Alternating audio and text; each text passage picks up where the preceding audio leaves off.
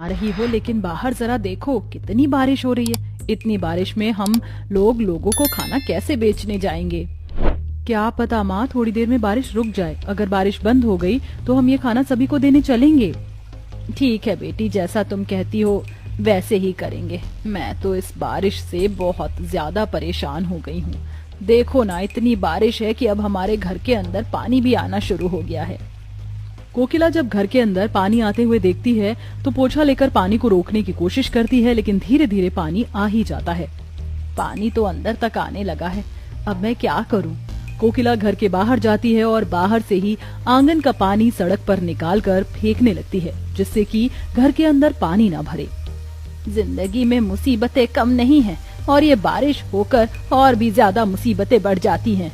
कोकिला खुद से ऐसा बोल ही रही थी कि वहाँ से कुछ औरतें जाते हुए हंसकर कोकिला से कहती हैं, अगर घर की मरम्मत हो जाए ना कोकिला बहन, तो तुम्हें इतनी परेशानी नहीं उठानी पड़ेगी। अरे घर की मरम्मत करने के लिए पैसे भी तो होने चाहिए, जो कि बेचारी के पास है ही नहीं। जैसे तैसे करके तो बेचारी गुजारा कर रही है।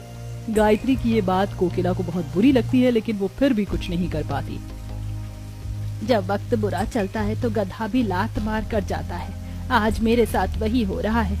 कोई बात नहीं, भगवान सब कुछ ठीक कर देंगे एक दिन। कोकिला ऐसा सोच रही थी कि तभी खाना तैयार करने के बाद दिव्या घर के बाहर खड़ी हुई साइकिल को घर के अंदर लाती है और उस पर खाने का सामान रख लेती है और अपनी ढाबा साइकिल को तैयार कर लेती है।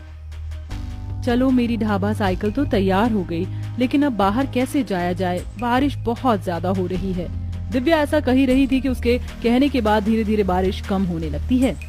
लगता है भगवान को हमारे पर रहम आ ही गया। अब हुई ना बारिश थोड़ी सी कम। कोकिला आंगन में खड़ी हुई अपने आप से ये कही रही थी कि तभी साइकिल ढाबा लेकर उसकी बेटी दिव्या घर के बाहर आ जाती है। आराम से बेटी, ये साइकिल ढाबा चलाना इतना आसान भी नहीं है, पानी में साइकिल चलाना। हाँ माँ, आप बिल्कुल सही कह रही हो। आज तो जमकर बारिश हुई है, हर जगह पानी भरा हुआ होगा। जहाँ गड्ढे होंगे वहाँ दिखाई भी नहीं देंगे। आप साइकिल के आगे आगे चलते रहना, जिससे गड्ढों का मुझे पता चलता रहे। ठीक है बेटी, चलो चलते हैं, नहीं तो आज की रात का गुजारा करना मुश्किल हो जाएगा और हमें कल के राशन का भी देखना होगा। कोकिला ऐसा कहकर अपनी बेटी के साथ साइकिल ढाबा लेकर गांव की गली गली घूमने के लिए निकल पड़ती है। ओ आ जाओ भाई, आ जाओ, साइकिल ढाबे का स्वादिष्ट स्वादिष्ट खाना खाने आ जाओ।